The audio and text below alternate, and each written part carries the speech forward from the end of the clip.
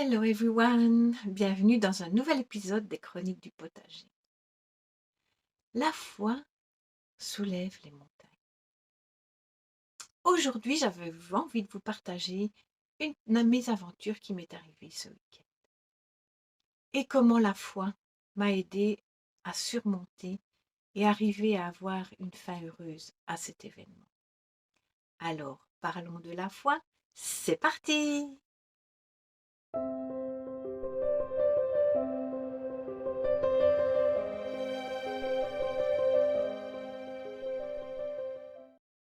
Pour ceux qui ne me connaissent pas encore, je suis Catherine, je suis énergéticienne et je me définis comme une alchimiste du bonheur.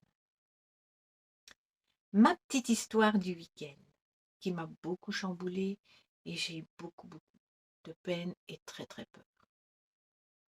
Vendredi fin de journée, je devais aller avec mon petit chat chez le vétérinaire pour faire un petit check-up. Et me voilà partie avec mon chacha en voiture dans sa boîte de transport.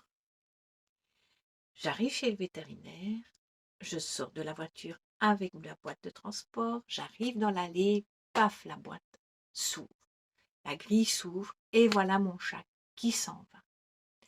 Mais chez le vétérinaire, c'est la première fois que j'allais chez ce vétérinaire-là, à quelques kilomètres de la maison, dans les champs, des prairies aux alentours, des arbres, des feuillus, des haies, quelques voisins, donc un environnement que mon petit chat ne connaît pas. Je l'appelle, je panique un petit peu. Le petit garçon de vétérinaire m'entend, il vient avec moi pour chercher après le chat, puis sa maman vient, le papa vient, on nous voilà parti pour chercher, et je l'appelais. Je l'avais vu partir dans la haie qui donne sur la prairie en face, mais pas de signe de vie. Vous savez que les chats font beaucoup de kilomètres, et quand ils sont apeurés, ils se terrent. Donc, on fait tout le tour, la vétérinaire publie sur sa page Facebook, tout est relayé pour, au moins il a été partagé 200 fois. 2 heures après, toujours pas de nouvelles de Pépette, puisque mon petit chat s'appelle Pépette, toujours pas de nouvelles, toujours pas de nouvelles. Et je pleurais. Mon compagnon vient me rejoindre. La vétérinaire me dit, écoutez, on ne saura plus rien faire aujourd'hui, il fait noir, rentrez chez vous, on la retrouvera, ne vous tracassez pas, c'est un chat qui est habitué d'être dehors, de chasser, elle sait se débrouiller toute seule, ne vous tracassez pas, moi je suis d'avis que il faudra compter 4-5 jours parce qu'elle va observer l'environnement, voir si c'est safe et réapparaître. Elle place dans la prairie une cage trappe avec mon pull et de la nourriture et nous voilà rentrés. Mais je n'étais pas tranquille, moi je ne m'imaginais pas laisser mon petit chat tout seul la nuit comme ça dans un lieu qu'elle ne connaît pas.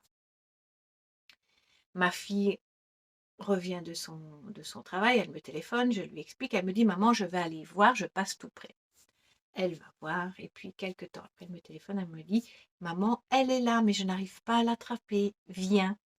Je fais ni une ni deux, je mets mes bottes parce que comme c'était dans les prairies, heu, il faisait mouillé. Mais il faut dire qu'entre-temps, j'étais allée, faire une petite prière au vieux bon Dieu de Tancrémont. J'avais imploré l'univers, j'avais contacté mon amie qui fait de la communication animale, qui avait essayé de rentrer en contact avec elle, mais n'avait su que lui dire: «Reviens sur tes pas, ta maman t'attend». Donc nous voilà partis. Et effectivement, ma petite pépette était là. Et elle miaulait. Et chaque fois qu'on s'approchait d'elle, elle partait en courant.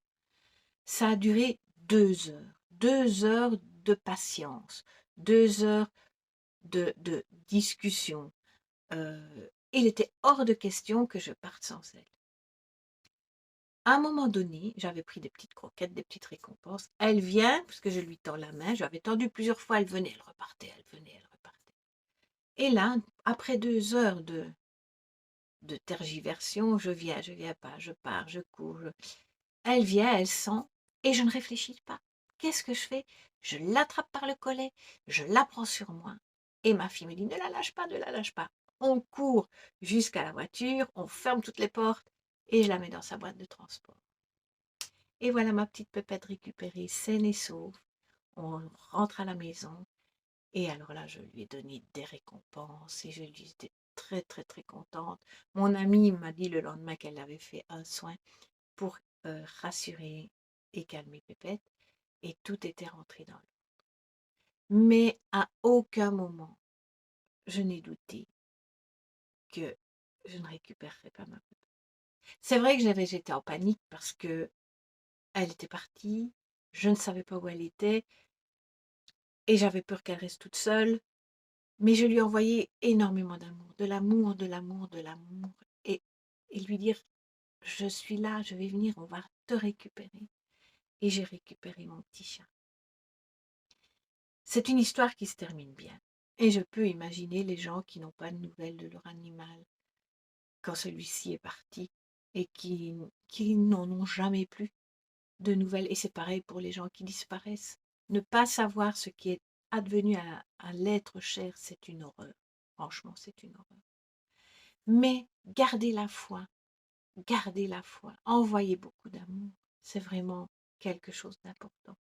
Qu'on retrouve l'être ou pas, le fait d'envoyer beaucoup d'amour permet à l'âme de se sentir soutenue et de faire son chemin, le chemin qu'elle avait choisi, soit de remonter dans la source, soit d'aller vivre une autre vie, soit de revenir dans sa famille. C'est pas facile, surtout pour ceux qui ne reviennent pas dans la famille, c'est très très dur. Mais envoyer beaucoup d'amour peut résoudre beaucoup de choses et apaiser les tristesses. Donc voilà ce qui m'est arrivé ce week-end avec mon petit chat. Mon message de cette histoire, c'est toujours garder la foi, quoi qu'il arrive. Même si par rapport à tout ce qu'on nous dit, toutes les horreurs, la menace de Troisième Guerre mondiale, les frappes nucléaires, tchic-tchac, c'est garder garder la foi et apporter beaucoup, beaucoup d'amour. Je sais que je me répète souvent dans mes vidéos et que je parle beaucoup de l'amour, mais l'amour qui vient du cœur, c'est vraiment quelque chose de très, très, très fort. Donc, envoyons de l'amour à toutes ces personnes qui souffrent. L'amour, c'est la lumière et la lumière est plus forte que l'ombre. Donc voilà. Si vous avez aimé la vidéo, n'oubliez pas de la liker, de la partager et si ce n'est pas encore fait, de vous abonner pour être au courant des suivantes et mettre vos commentaires si vous êtes d'accord avec moi ou pas. Ce que vous avez envie de partager, mettez-le en commentaire, c'est toujours le bienvenu. Voilà. À tout bientôt!